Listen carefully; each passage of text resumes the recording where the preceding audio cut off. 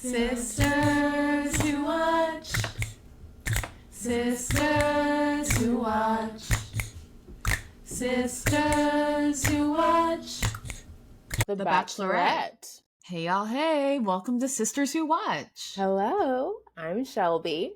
And I'm Laura, and we're sisters who watch everything. TV, movie, sports, concerts, and even groups of men pretending to be ready for an engagement. Emphasis on pretending. Actors, we love to watch, and we love talking about it even more. Today we're watching The Bachelorette. Season 21 of ABC's popular, but declining in ratings, dating show. Yikes. And before we get into it, please make sure you're giving Sisters Who Watch 5 stars. Please 5 stars. Thank you. Wherever you listen to your podcast. And make sure you follow us on all of our social media platforms at Sisters Who Watch. And you can support us by buying our merch on our website, by listening to support on Spotify, and you can Zell us as well. Okay, Shelby. Appreciate y'all. So as always, here's the log line for the show that we are reviewing. A single bachelorette dates multiple men over several weeks, narrowing them down to hopefully find her true love. Aw, what a hopeful sentiment that, spoiler alert, did not happen on this season. Nope. And as you all hopefully know, right, this is the female version of The Bachelor that started in 2003. You know, Trista Sutter was the first lead over 20 years ago, which is insane. And we've been OG fans of the Bachelor franchise, sadly. Our mom roped us in at a young age. I remember, I think Jason Mesnick's season was the beginning for us, which was a high point for the franchise. But it's been struggling lately. And we have reviewed a lot of Bachelor franchise content. So if you are curious, you can go back and listen to our episodes on The Bachelorette season 20 from last year, charity season. The Golden Bachelor season 1 featuring our mom on Gary's season. And then a few months ago, we reviewed Joey's season, The Bachelor season 28, which Jenn was on. So if you want to learn more about Jenn's journey, listen to our episode about Joey. Okay, so Shelby, what were your expectations coming into this season? I was excited to have Jenn as the lead, not like over the moon like I was with Joey. I was so excited Joey was the lead last season. Not only because he played tennis, but I thought he was so cute, and I was thrilled. With Jenn, I was like, okay, you know, she's the first Asian American bachelorette. We love that history. We love the diversity. But she didn't really pop to me on Joey's season that much. And she definitely didn't introduce herself the best of the world when she was like talking about shot o'clock at her announcement. So I was a little wishy-washy about her, to be honest. But I wanted to support, right? Fellow POC, I want to support Jenn. What about you? There were rumors that Daisy and Maria both rejected the lead. And it's just, ABC continues to disrespect the leads of color time and time again. Like, we can bet on that. So Grant, get ready. You will be disrespected. Brutal. In this upcoming season. It's just, like Tayshia got Claire's leftovers. Jenn literally got Daisy and Maria's leftovers. Because they clearly did not cast for Jenn. Remember when they casted Rachel Lindsay as the first Black Bachelorette? They intentionally had the most diverse cast of all time, right? Yes. And that was really cool to see, right? There were rarely any Black people on any season of The Bachelor or Bachelorette. And finally, seeing Rachel Lindsay's season was so exciting to see a really diverse cast. Girl, there was one Asian person on this cast for Jenn. I just... And he wasn't even good. Thomas? R.I.P. What a clown. Thomas was our Asian representation? How dare they? How dare they? Brutal. Theme of the season, broken households, and the disrespect of Jenn, and Jenn deserved better. Because just, period, having Maria and Daisy's leftovers was so disrespectful. And it sets her up for failure. Because the men come in not expecting her. Like most of Bachelor Nation, when they announced Jenn, they weren't happy because everyone thought it was going to be either Daisy and Maria. The front runners, they had so many fans already. So I just think Jenn was set up to fail. And yay, first Asian American Bachelorette. Woo! It's like, do we even care about her? No. It's like, it's brutal. not representation if you don't treat the leads correctly. Like, this is not the representation we want. Oh exactly. My goodness. In honor of Jenn, we are wearing shawls and fur. Furry wraps. She, sadly, did not have the best fashion. So not at all. We are embracing that today. Her outfits were so strange. Really strange. I've never seen a lead wear so many of these scarves, wraps. Yeah, I'm like, was it cold? Like, I thought it was like spring or fall. Like, I didn't really understand because, right, they were filming in Australia and New Zealand. So if it's spring here, it means it's like maybe fall there. Right. But no one else was really wearing jackets and coats that much. So I didn't really understand what was going on. It made no sense. Okay, on to our favorite moment. Yeah, let's actually start reviewing the season. Yes. So, I mean, what did you think of night one? Right? The entrances. Did you have any favorites coming in? To be honest, The Bachelorette premiered, I think, peak Love Island season. So I watched this like a few days late or a week late on Hulu, and I was barely paying attention. I don't remember much. I do remember the mask guy, Jonathon, because that was probably the most memorable entrance. Bizarre. Didn't love it. Sorry. Jonathon, I think, is a nice guy, especially now that we've come to the end of the season. But if you're going to wear a mask like that, you better be really hot underneath. Like, he took off the mask, and I was like, oh. I think all of America was like, oh. And he has a glowing personality, so that makes him more attractive now. Yes, but on the first night, I was like, huh. Okay. And also, to have your butt out, I thought that was so weird. Oof, yeah. That was not cute to me. No, kind of inappropriate. Like, you're just meeting this girl. Oh, and Sam M got the first impression rose, right? And they kissed. And they were like, kissing. Making So out. that was what else I remember, yeah. It was Jonathan's weird mask entrance, and then Sam M leading with his sexuality from the jump. That was he so was gross. Like, I know like this girl likes me, I can sense it, and we're gonna lean with that sexual chemistry and energy. The ferocious love. Ferocious love. And oh my gosh, our quote of the season, ferocious love. I don't even know what that means. Jenn, girl, I have so many questions for you. Why do you want a ferocious love? That doesn't sound like something I want. No. I want a healthy love. I want a passionate love. I want a supportive love.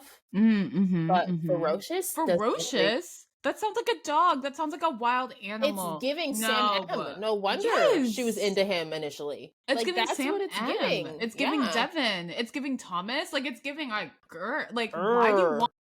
No, not what I want. Love, Jenn. No, thank you. And then Sam M was like, I want a reckless love. And I was like, okay, like, what's going on? I will say there's a gospel song called Reckless Love that's really good. But I feel like the way Sam M was approaching it was giving it a bad name. Like, I don't want Sam M's Reckless Love. I was like, oh, please no. Not his Reckless Love. That's not what I want. No. But if Jesus gives that, okay. But not from Sam M. Not from Sam. I do not want love from Sam M. Not at all. Oh, and Hakeem on night one. Remember he had all those balloons? Not really. Okay, I thought his entrance was like strange. It was nice. I just know him as the one that trying to like give spiders to. I'm like, leave Hakeem alone. Dang. I know. I'm like, this is abuse. Let's stop torturing this man. As someone who's like scared of spiders, that's her worst fear. I would like sue. Like, that is traumatic. I know, and it seems like funny. They're trying. No, literally, I was like, this isn't funny anymore. When they did that after the final at the mental all. I was like, this isn't funny. You're torturing this guy. I don't know. It kind of feels like, haha, Hakeem, our clown, make a funny face. Like, that's kind of what it's giving to me. I was like, he's not your little puppet. Let's stop doing that. No. He is not.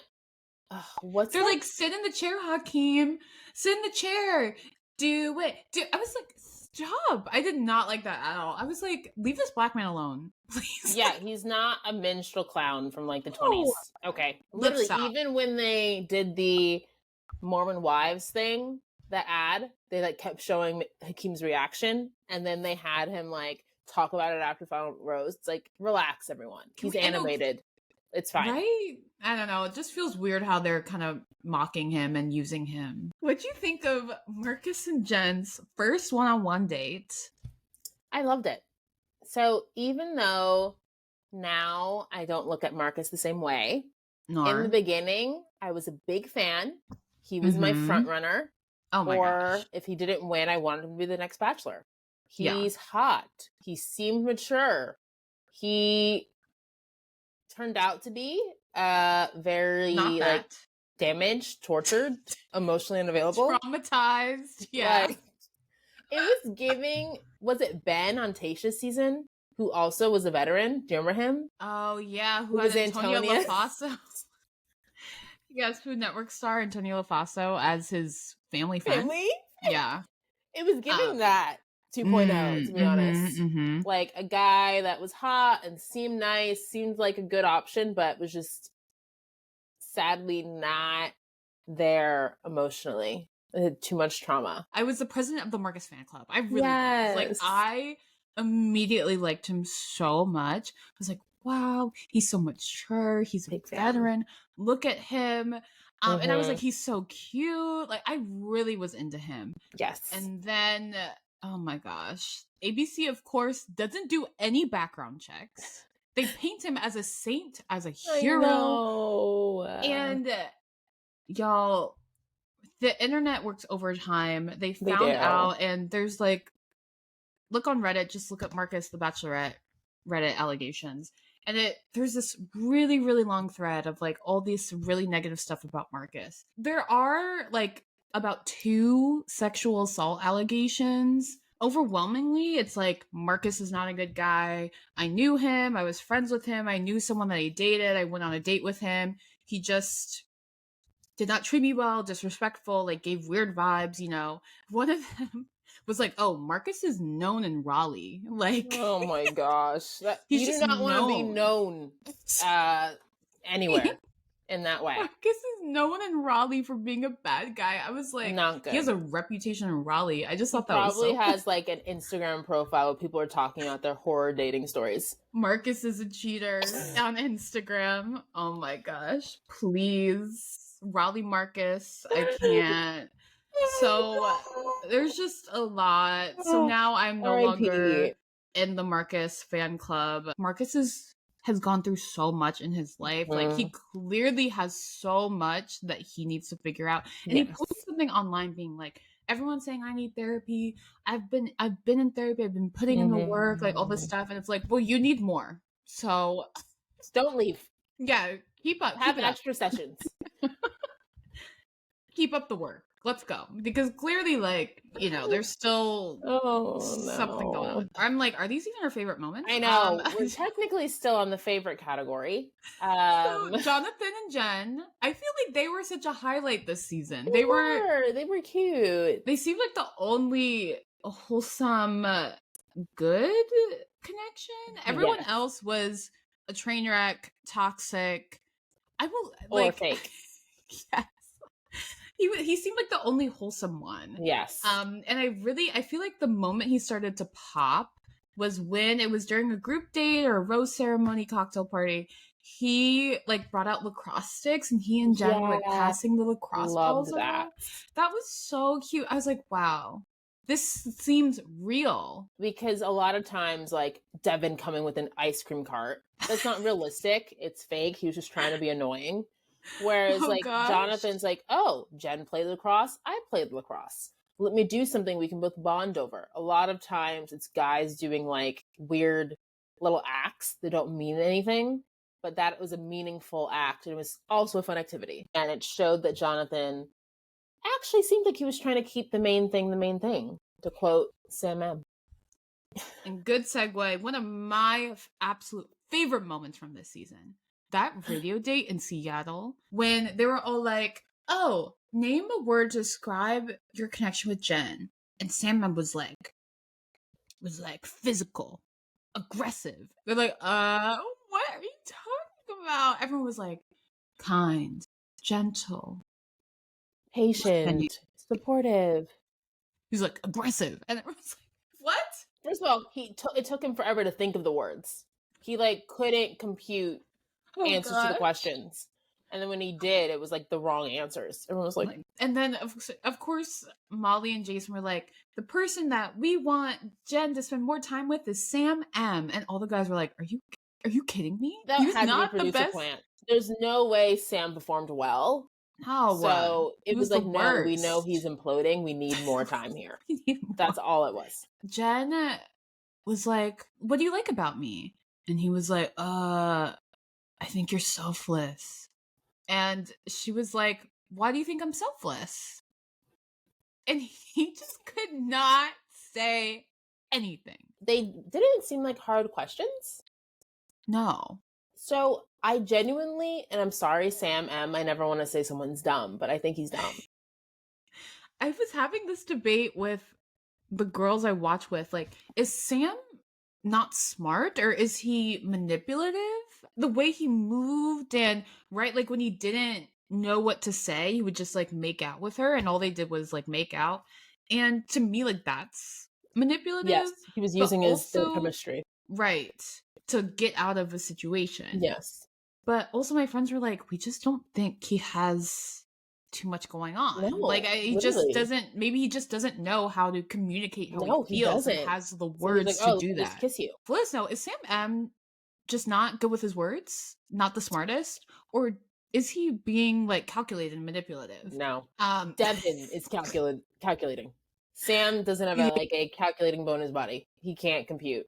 And the way when he couldn't come up with why she was selfless, he was like, my love language is physical touch. And then he just starts making out with her. I actually had like a visceral reaction watching that. That was really bad. That was horrible. And she seemed so uncomfortable. And the way Jonathon covered the script camera. That was so funny. He's like, nope. Don't want to see that. As Westchester County natives, I loved Jeremy's Stu Leonard date. I've heard not everyone agrees or understands, but I think if you're from the New York tri-state area, you know how amazing Stu Leonard's is. Whenever we go back home, we're like, let's go to Stu Leonard's. They have great food. Yes. It's a vibe. They always have samples like Costco. They have those weird little machines that can dance. You want to press the buttons. Like Chiquita banana. Do. Yeah. So nostalgic for our childhood. Do I think going to a grocery store is like the best hometown date? Maybe not. No. It was like there probably would have been something better to show more of like your personality or what you care about. That's the best of Fairfield, Connecticut. I mean, as people who've spent time in like, it's not like there's that much to see. Go to the Norwalk Aquarium. Go to the beach. The Long Island Sound. Like there's a boardwalk. The aquarium would have been really good. I'm like, Stu Leonard? It was giving lazy. I don't know. I was like, that's not lazy. Another one of my favorite moments. Anytime Jenn's brother was on screen. Loved He was great. Him. Wow. He was the best man on the whole show. He held it down, especially since Jenn's dad was not around. I'm glad that he kind of was like the father figure. On to least favorite moments, absent fathers. That's it. I have been to Australia. It's a blessing. I have been there. It was actually my first time outside the country. Fun fact. And they are known for like animals. So I remember like I got to hold a koala, like you see a kangaroo. But they didn't do those animals. They were doing weird animals. They made Hakeem hold a spider. I'm like, why not do like the fun animals you think of when you think of Australia?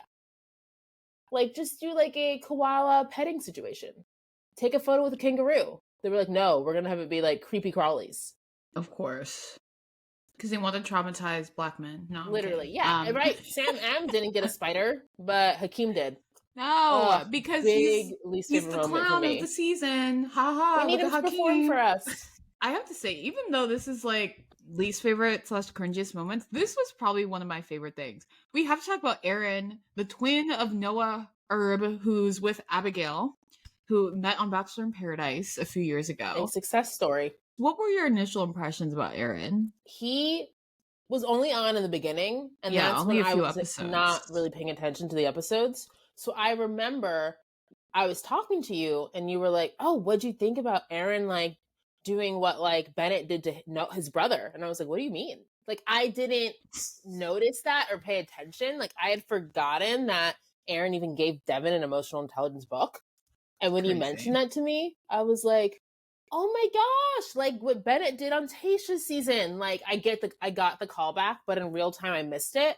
But once you told me, I was like, are you kidding? Aaron, are you just showing behavior. That you're just watching the show and you're just trying to like... You're creating a moment? Yeah. You're being so inauthentic. Like, that is such a giveaway that you're here for the wrong reasons to me. Right, and on the mental health, who's like, I had no idea. I just, like, thought it was giving him a book was what he needed. I was like, don't Stop play with lying. Us. We're not that dumb. We've seen so much of the show. Your brother was on the show. He's your twin. You're going to tell me you don't remember that was the iconic moment your brother had on the show? Get out of here. Don't play with us. Don't play with us with your pearl necklace. Don't do it. And then when he left to be like, I need to go back to the military, and was like to Jenn, there are people here that are bad news and not ready to get engaged. Yikes. And she was like, who? He was like, he wouldn't say. I'm not going to say anything. Brutal. Why? Why are you on the show? He was just here to start drama.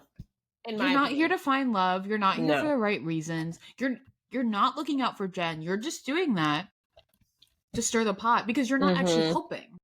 If you were actually, like, you would say a name and you have nothing to lose. Like, you're leaving. It just, none of it made any sense. He just wanted to have her spiral. And it's crazy because I'm like, his brother Noah was kind of like a fan favorite. So he was like a gem on the season. Yeah. Like, he was really sweet. I remember he was young and a nurse, so people were like surprised, and that's why Bennett gave him an emotional intelligence book. He's like, you're too young, da da da.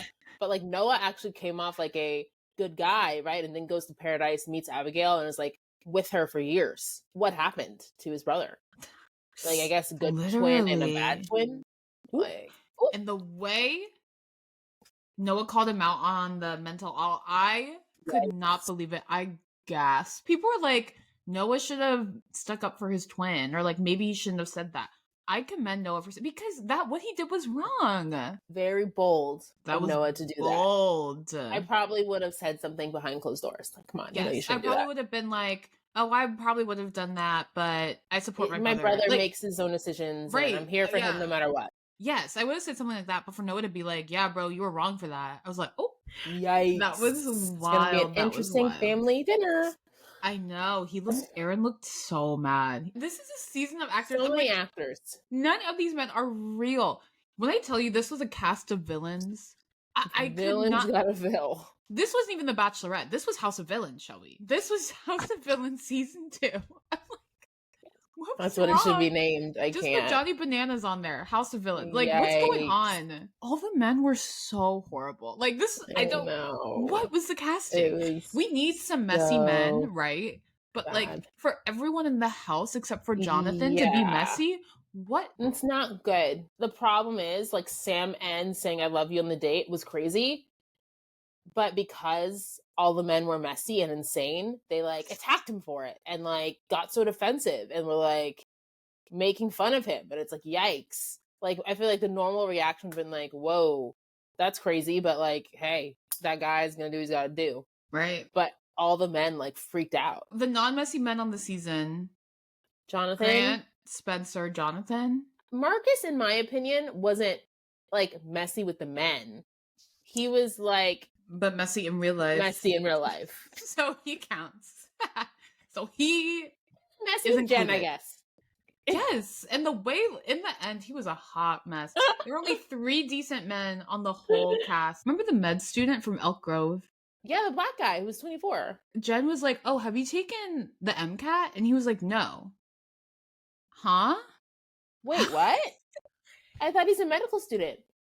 I'm like, how are you a medical student and haven't taken the MCAT? I remember I was watching with a friend and I was like, wait, did you just hear that? See, you're paying attention. Like I said, I feel like I was not paying attention to this whole season, so I missed details. That's crazy. Please explain. Were you in medical school? You can't if you haven't taken the MCAT. Just say you're pre-med.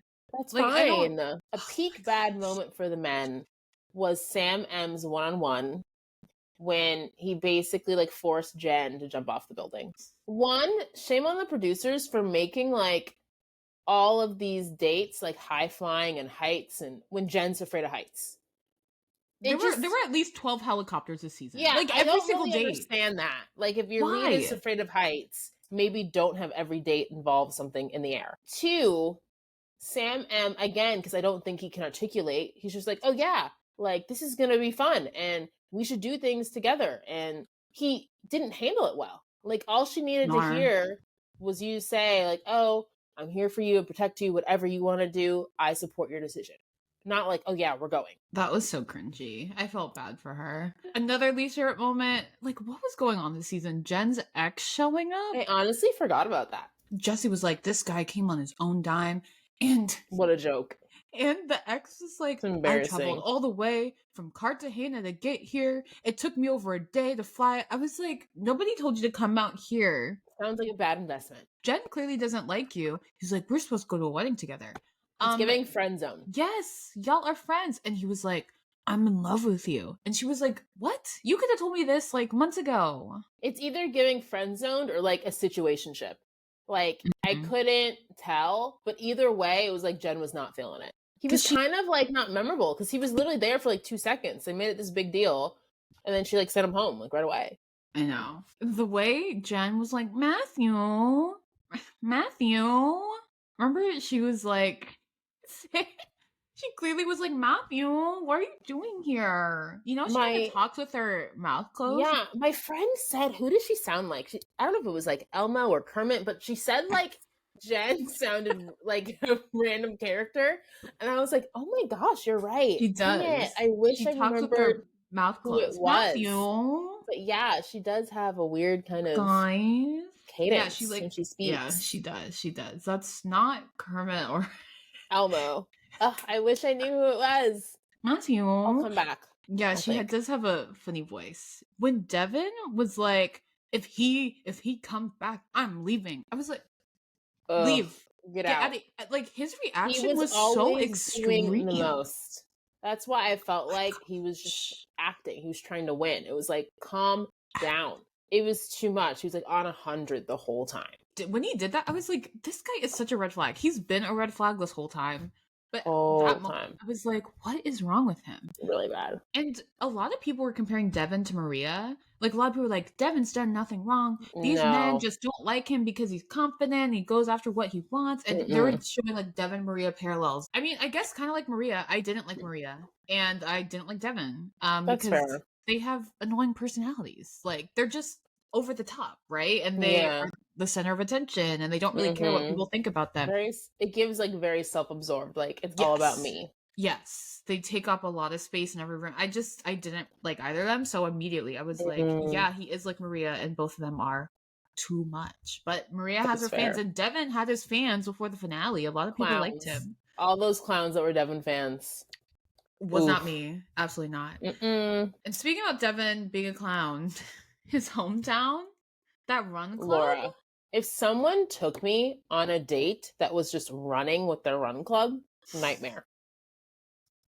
You haven't been to LA Run Club? I have not.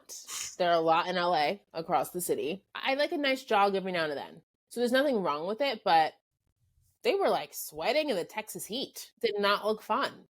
And Devin was like sweating through his shirt. He did not look good. No, he did not. Not a cute sweater. Remember there was like a New Orleans date last year where they like were running and drinking beer, and I'm like, even that sounds like my worst nightmare. That's a bad in the run club. Yeah, I don't want to run and drink. That sounds horrible. Those should not be dates. Another date I did not like was the Wicked themed date in Seattle. The one-on-one Marcus had that was all about Wicked. I've literally never seen such blatant promotion for a movie.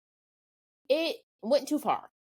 Because it wasn't even a good date. It was like basically just having people act like the different witches and like, oh, you have a Yellow Book Road paths. It was just literally promoting Wicked. I don't even think they did anything fun or learned about each other. No, I didn't like that date either. I thought it was really awkward. And I felt like they brought a lot of alums back this season. Like, why was Kelsey and Daisy there? That Pointless. was strange. Charity popped up like 10 times this season. Didn't for her need getting it. her paycheck. I compared that to the Barbie date, remember from last summer from Charity season? Yes. And that was really cute. Barbie date was great. They dressed like performed Ken. as different Kens, Yes. and they did a perform like that was fun. It was on brand, but it was also fun, and you got to see the personality. But this date, it was just like no, we didn't learn anything. It was weird. I didn't like it. Okay, so the entire finale, biggest least favorite moment for sure. Biggest least favorite moment. Oh my gosh, Where do we even start? Marcus just breaking down, not being able just say like you're just not that into Jenn. That's what it was giving to me.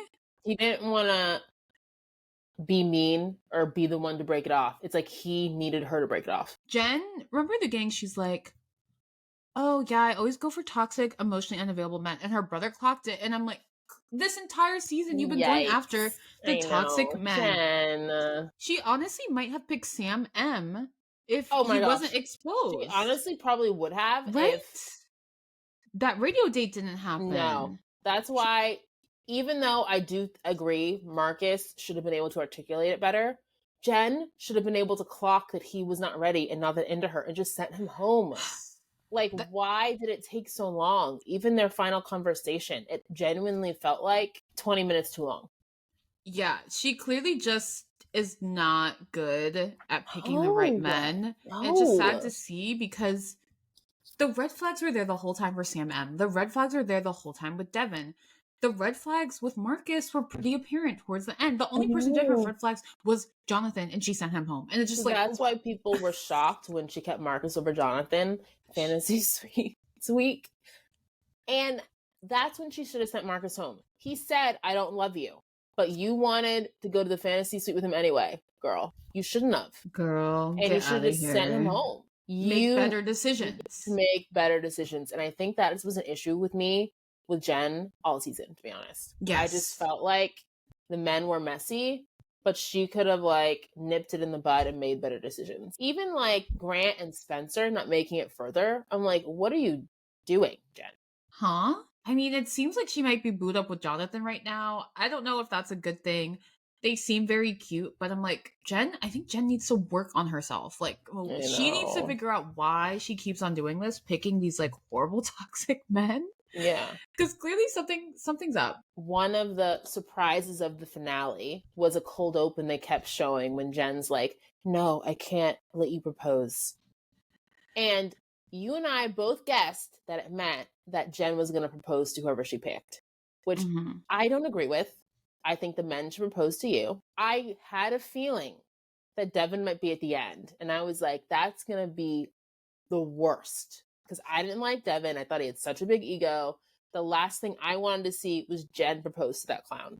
Oh, and that my was gosh. Before we found out he switched up at the end. So even before the nonsense, I did not want to see her propose to him. So the fact that she does propose to him, and then Devin switches up the second they're engaged and cameras stop rolling, and then Jenn has to watch the proposal back and is crying, I was livid. Fuming. I'm fuming, bruv. I'm so fuming. Upset. Not only for her, but for like women everywhere. It's just so embarrassing. And a reminder that you shouldn't propose to these men. That's the takeaway. That is the takeaway. Do not propose. Literally, my friend immediately clocked from the season preview. Oh, Jen's gonna propose. She's acting being like, I can't let you propose to me. And then she looks down. I said, I really hope she doesn't do that. For Jenn to propose, period. Yikes. And to propose to, oh my gosh, out of all the men to propose to Devin. He just gave me the ick. Everything about him. I can't even. It's like Kendall on Love Island. Oh my god. Ick. Even if he's the best man in the world, right? Yeah. I would not propose. No. But the fact that he's like the worst and you propose to him, ooh, that is so embarrassing. I'm devastated for her. So everything about the finale was horrible. Jesse Palmer, where was the moderating? Where were the questions? We didn't get any answers from Devin. Why did he switch up? What happened? We still know nothing. It's just I hated that. Felt so unresolved. Like he got off kind of easy. The men, absolutely no consequences this season. Like Marcus We didn't talk about anything, any of the controversies, none of the allegations. And we've talked about that on other seasons. That didn't happen. Mm-hmm. And then Devin, it felt like the only person who lost was Jenn. Everyone else seemed to get off scot-free. And Jenn was the only one who was like sad and alone and like humiliated on national TV. Like Literally. it was absolutely horrible to watch. So the finale was awful. Brutal. Right, we've seen this show for like 15 years. Oh goodness. Oh my gosh. That's too long. It was one of the worst endings. Yes, sure. I think this was one of the worst. This was rough. I don't know, Rachel and Tina was bad. I'm trying to like Who else sticks out? When Ari didn't want Becca anymore. That was pretty bad. That was pretty bad. Yikes. Yeah.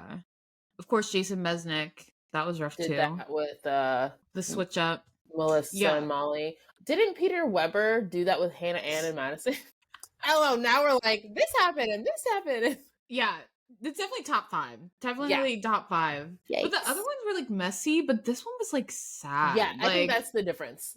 Like there was at least a happy ending at the end of those because like someone had picked someone and then changed their mind because they want someone else. But this one was this just was like gross. Ugh. Other categories. I know. Yikes. I sound so excited. So, okay, Laura, so who or what did you love to hate from this season? I remember in the beginning of the season, some people weren't loving it, but I was very entertained because the men were off the rails. Like, they were also villainous and messy, and I kind of lived for it. But then in the end, it's like, Jenn ended up like a hot mess, embarrassed because of the messiness. So I liked the drama in the beginning. I was really entertained. I was like, these men are all clowns. But then, like, we kind of saw the consequences in the end. 100% aligned. For me, I'd throw in the high-flying dates. Can't you have variety in dates? I feel like there used to be, like, more interesting types of dates. And this season, it was just like, helicopter ride, see something pretty, having dinner in a high building. It's like, can't we do something else?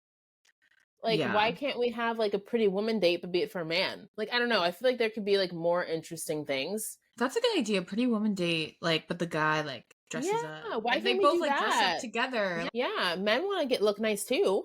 Yeah, I like that idea. What did you think of the cultural dates? Like, the one that Devin and Jenn went on, and they're at, like, some ritual. I don't know. Not a fan. I think dates, you should understand what's going on. And I feel like a lot of the cultural dates, they don't always do the best job in explaining what's happening. Let's say someone's a Christian and they're doing these rituals. Like, they might not even, like, feel comfortable. But, like, okay, you're kind of forced to do this. Like, I just think you don't really understand the cultural nuances, especially of, like, religions and spirituality. Or have it be, like, when we went to Mexico, we went to a Mayan village and we, like, learned how to make tortillas. Like, why can't it be something like that? Like, we're still, learning about the history and culture. Like, we toured a cenote. Like, there are things you can do that are, like, rich in cultural history, but don't have to be, like, a religious ceremony. I don't know if the Bachelor audience cares. I mean, maybe you're trying to educate them, but I'm like, is this I don't know. This doesn't feel like the right crowd. No. Who is going to be like, oh, wow, what a cool cultural moment. They might be like, why are we seeing this? This looks barbaric, like all these things. I also hate trauma. Lots of daddy issues, lots of broken families, near-death experiences are like just a theme in all these dating shows this summer. Yikes. The producers, especially in the finale, what were they thinking? And Jenn, like, tried to defend, and, like, I think her brother also, like, oh, like, I wanted to see Devin react to it, right? Because they're probably under contract. Like, they can't, make ABC look bad. But it was just evil. I really did not. Have Jenn watch back that proposal, and she's bawling. Like, she wasn't even, like, pretending to cry. This girl was crying. It was messy. It was not cute. Remember when Jesse was like, Jenn, this is so empowering. Ugh. Like, wow, you're such a strong woman. Stop gaslighting us, Jesse Palmer. This is not empowering. This is humiliating. This is... Even Devin said something like, I'm not good enough for you, and I know that you're still going to be amazing. And I'm like, shut up, Devin. Do not gaslight this girl. You played her. And he was putting the blame on her. He's like, you just have such high expectations and I couldn't meet them. I was like, to them. Get Stop. out. I no, can't. Stop it. Ooh. This whole season, you were saying things like, I'm so into you. I'm in love. You're Lies. the one. Da, da, da. That's why you can't trust it.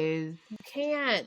It was too much. Actors. A season of actors. He was acting. I'm like, that's not realistic. I think if anything, more realistic is like Marcus. After the final rose, Jesse Palmer asked, Jenn, are you ready to watch the proposal? Do you want to watch the proposal? She was like, do I have a choice? It's like brutal. Because she doesn't. She's like held captive. Literally. They had it set up ready to go. Like, they don't care what she has to say. She's their first for Asian American Bachelorette. She's just their little diversity prop. It's like, y'all don't care about this girl. No. Not at all. If you really cared about Asian representation, you would have set her up for success. You wouldn't have had one Asian man on the cast. You wouldn't have done her so, like, get out of here with the fake representation. I can't take it. Okay, love to love. I don't know if there's much. Golf with Jesse Palmer, that was fun. Yeah. I was starting to think Jesse was missing Joey because if you guys watch Joey's season of The Bachelor, Jesse would always play tennis with him. So you could tell Jesse needed a buddy. So all of a sudden you see him playing golf with Marcus and Devin. And I was like, oh, good for Jesse. Also, it was good to see Jesse more. You know, we barely see him on the show. So I'm glad we got to see a little bit more of him having fun. Yeah, he was pretty non-existent. He was. And I must say, watching this season, I loved the Australia, New Zealand, just going there first. I thought that was great. I was like, I need to book my trip to Australia and New Zealand. Like, literally. Yes, I'm like, I gotta plan a trip. And even though they did Jenn dirty, I'm glad she was cast as the first Asian American Bachelorette. We love to love that and the diversity.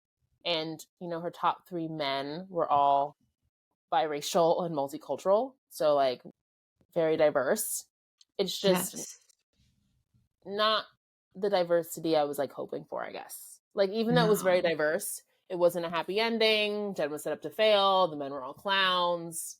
Like, I wanted to see, like, a healthy, supportive, exciting diversity. And it was kind of the opposite.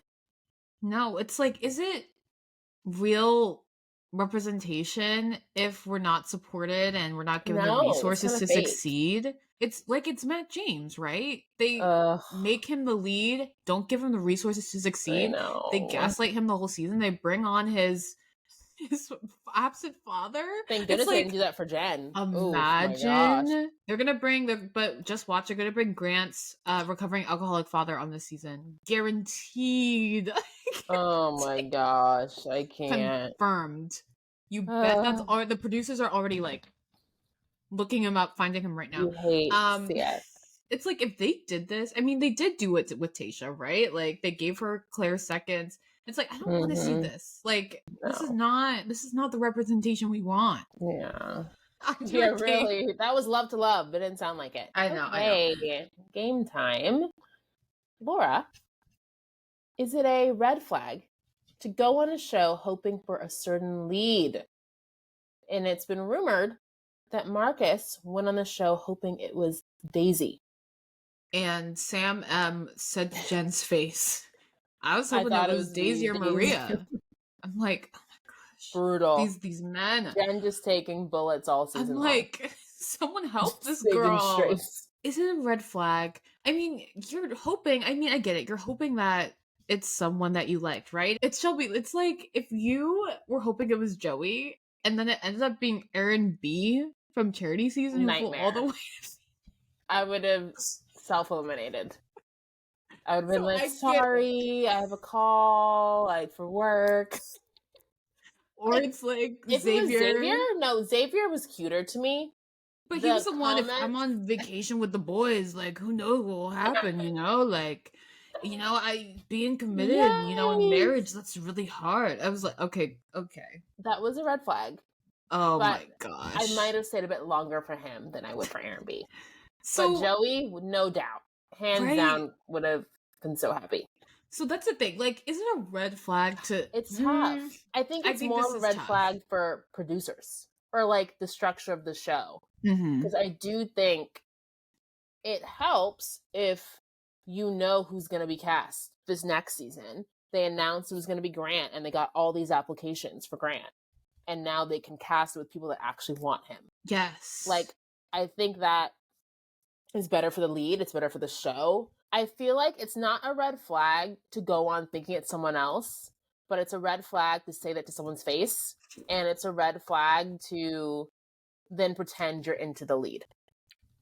Yeah. Like, if you're not into Jenn, then don't say that you're so into her and kiss her and do all this stuff. Or I think you need to go on with an open mind. Like, if you only want it to be Daisy, don't apply. I agree. I think it's a production issue, right? Maybe you need to change the timing of when you film The Bachelorette, because that's what it is. When they choose the lead, they don't have enough time to, change the casting. Mm-hmm. So maybe they need to change the timeline, right? Because they announce The Bachelor and they film it like a few months later, so they have time to do that. But The Bachelorette, they don't. They have a quicker turnaround time. So maybe Bachelor producers, you need to change the timeline, because I think this is what happens when the two people, your two frontrunners, are like, I don't want any part of this, for good reason. And Maria came out, right?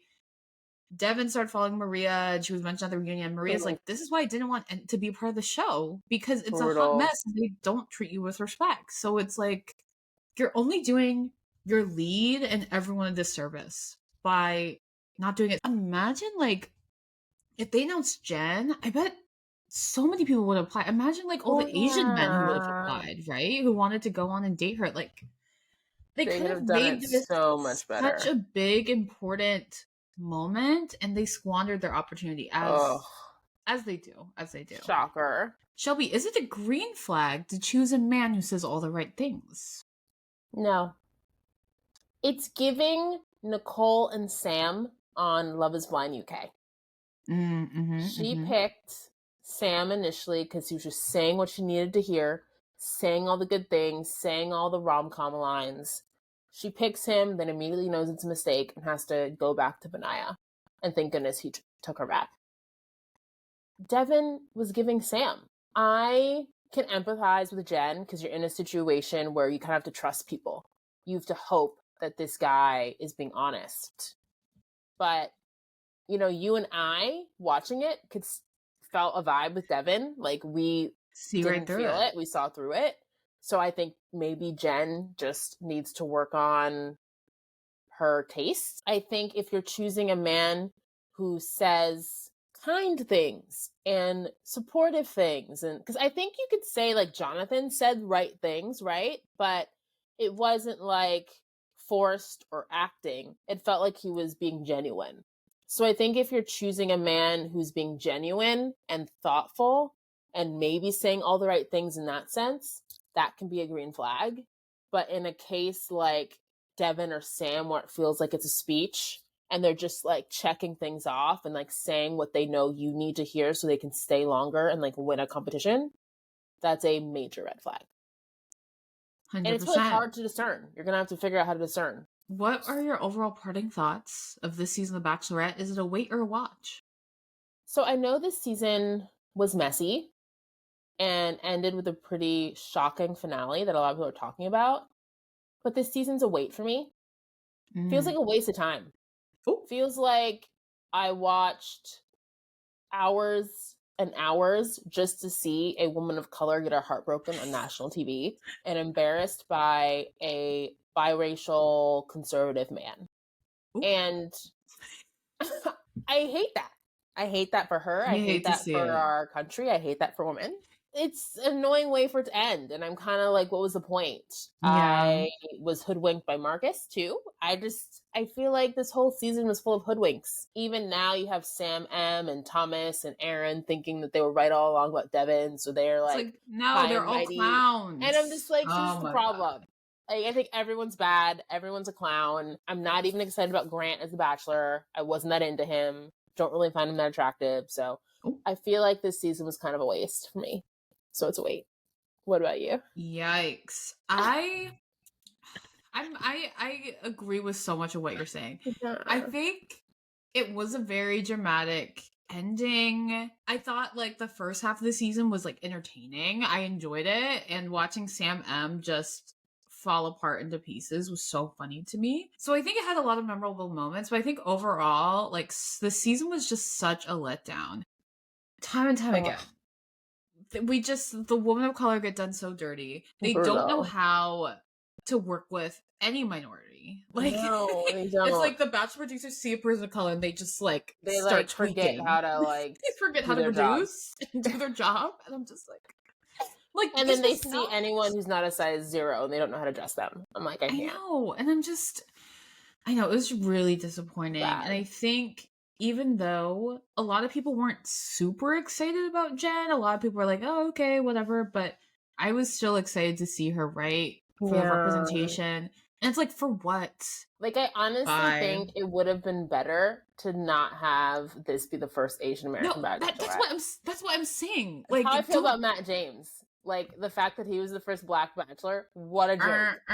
That's what I'm saying. I'm like, I wish this season never happened. I wish Jenn was never the Bachelorette. Like, if this happened to Daisy Maria, who cares? But the fact that this is like the first Asian Bachelorette, and this is how she got done. R.I.P. This is how it ended. ABC, do not pick them. Do not have Asian leads if this is how you're going to treat them. Because this representation is not helping anyone. Like Rachel Lindsay, how Brian is doing her so dirty right now. Ooh. This is not the legacy I want for the first Black Bachelor. No. Even with Tayshia, the fact that Zach is possibly dating Caitlyn. Ooh. Like, this is what I'm saying. Bad. Stop with the representation. I don't want it if this is how it's going to happen. So honestly, I'm a wait too. Like, this was a train wreck. Okay, on to watch segment. So if you are itching for more Bachelor content after this train wreck of a season, The Golden Bachelorette, starring Joan, premieres on September 18th. Personally, not thrilled it's Joan, but I will be watching. I know. There's also Dancing with the Stars with both Jenn and Joey on. They're just trying to give Jenn a bone after how they did her dirty. Yikes. They usually don't have The Bachelor. I know. Go on Dancing with the Stars. I mean, Joey's just so beloved. It's because Joey is so popular. I know. Joey is such a king. People are obsessed. I already said I'm not thrilled with Grant's the new Bachelor, but because he is a Black man, I will support and hope he does better than Matt James. And that comes out in January. So everyone get ready. We literally have Bachelor content year round. Lord help us. It's so interesting. You and I and our mom were one of the few women who are not excited about Grant. I feel like most people I talk to are really, really excited about him. I don't know. I don't know. He doesn't do it for me. He's tall, like he's big. I don't know. But there's something about his face, like his hairline the whole season was so strange. The earrings, I don't love his facial hair. Like, there's something about his look that I don't love. And he also gives nothing. Like, Go On Girl, give us nothing. He doesn't have that much personality to me. I'm just like, give me more. Like, he doesn't. I feel like we don't really know that much about him. He's just like a nice guy. So I think that's the problem. Yeah. He was maybe like 6th or 7th, sent home. And I felt like we needed more time with him. It's the same thing that happened with Clayton, right? I didn't watch Clayton's season, but he was like not top 4, top 3. And I think whenever you have someone that they make the lead that wasn't on that long, we don't know enough about them. No. And I think it can be problematic. Like, people didn't watch Clayton's season. Maybe Grant will prove me wrong. I hope so. For our sake. My hopes are not high. Maybe I'll pick another Rachel Kirkconnell. Who knows? Laura, let's not put that into the world. I am setting my expectations. If that happens, our day trader, it'll be another wait for me. Basketball player. I am managing my expectations. Okay, so also Bachelor in Paradise is coming back. Yes. They took 2024 off. Yes. Which I think is much needed. It was. They got a rebrand. I did not watch last year because I heard awful things from you and everyone watching it. And clearly it wasn't good because it took a pause. They went on hiatus. They did a Real Housewives of New York. Yes, they pulled a Roni. Hopefully they're changing the format. Like, they need to do something. Because it's not working. It's not working. No. Jesse invited Jonathon and Hakeem to be part of the cast. More faces from Hakeem. They're gonna put more spiders on him. Ha ha ha. I can't. Show me the eyes, Hakeem. Like I don't want to see don't want to see him anymore because I know they're just gonna make fun of him and put him in like weird situations. Put crabs on him, but spiders. It's like, let's stop torturing the black man. Thank you. And Jonathon.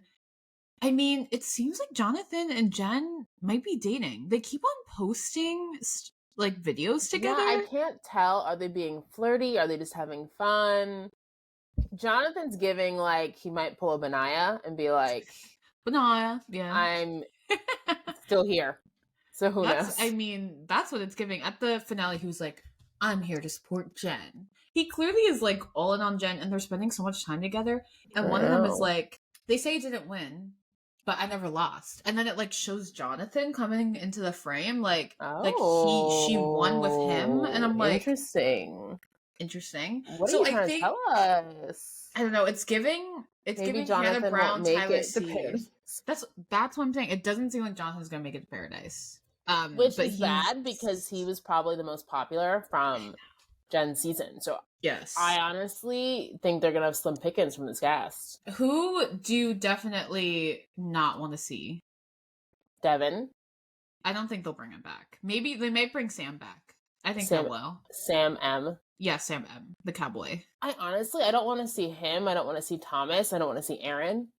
I really don't want to see most of this cast. I don't. They're gonna bring them back because they were all clowns. Yeah. Maybe they bring back Spencer. But they're good. They're all good for like the clowns are good. So I get it. The clowns are good for Paradise. The biggest clown I don't want to see is Devin for sure. I never want to see him again. Like remember Tino, from Rachel? Like they're never gonna bring him back. Yeah, and they're never gonna bring back Devin. I don't think they'll ever bring back Devin. The only person who I wouldn't mind seeing back is Spencer, the pet photographer. I think he would be good for Paradise. Fine. Whatever happened to that Austin guy with the mullet? He wasn't at the Met at all. Oh, I noticed that. People online were really loving him. I feel like he's the only other person that people were kind of excited about. So like maybe he would be good. But yeah, he would be good Paradise pick. Yeah, definitely. Besides that, I can't really think of many people from Joey's season. I don't even like remember who was on the cast. Well, Daisy Maria. Oh, but they're too big now. I think they would go in Paradise. I mean, more screen time. It's less pressure than being the Bachelorette, less produced.